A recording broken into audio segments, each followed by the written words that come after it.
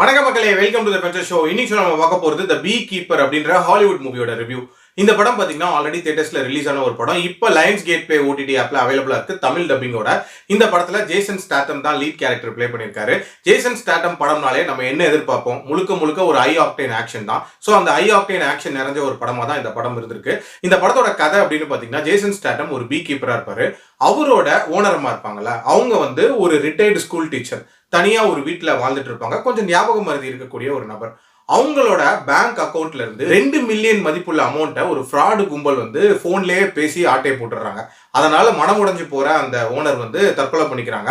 அவங்களோட பொண்ணு வந்து ஆக்சுவலா எஃபிஐல தான் ஒர்க் பண்ணிட்டு இருப்பாங்க. பட் அவங்களாலையும் பெருசா எதுவுமே பண்ண முடியாது. ஸோ இந்த கும்பலை பழி வாங்குறதுக்காக வந்து ஜேசன் ஸ்டாத்தம் களமிறங்குறாரு.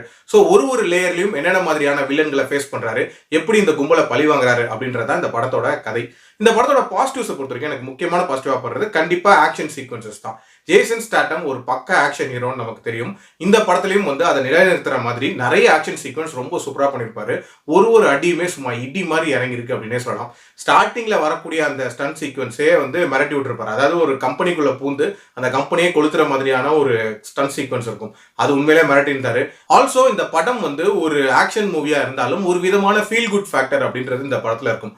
காரணம் என்ன அப்படின்னா, இந்த மாதிரியான ஆன்லைன் ஸ்கேம் அப்படின்றது தொடர்ச்சியா நடந்துட்டு வர விஷயம். ஸோ இவங்களை போட்டு இவர் பந்தாடுறாரு அப்படின்றத பாக்குறதுக்கே நமக்கு ஒரு ஃபீல் குட்டா இருந்துச்சு அப்படின்னு சொல்லுவேன். அதே மாதிரி இந்த படத்துல வந்து ஒரு லேயருக்கும் ஒரு வில்லன்ஸ் அப்படின்ற மாதிரி ரொம்ப நீட்டா டிசைன் பண்ணிருப்பாங்க.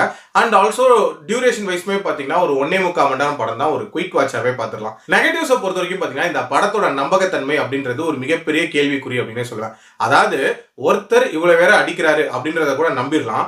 பட் அவ்வளோ தடைகளையும் மீறி ரொம்ப ஈஸியா ஆக்சஸ் பண்ணுவாரு அப்படின்ற மாதிரி வச்சிருப்பாங்க.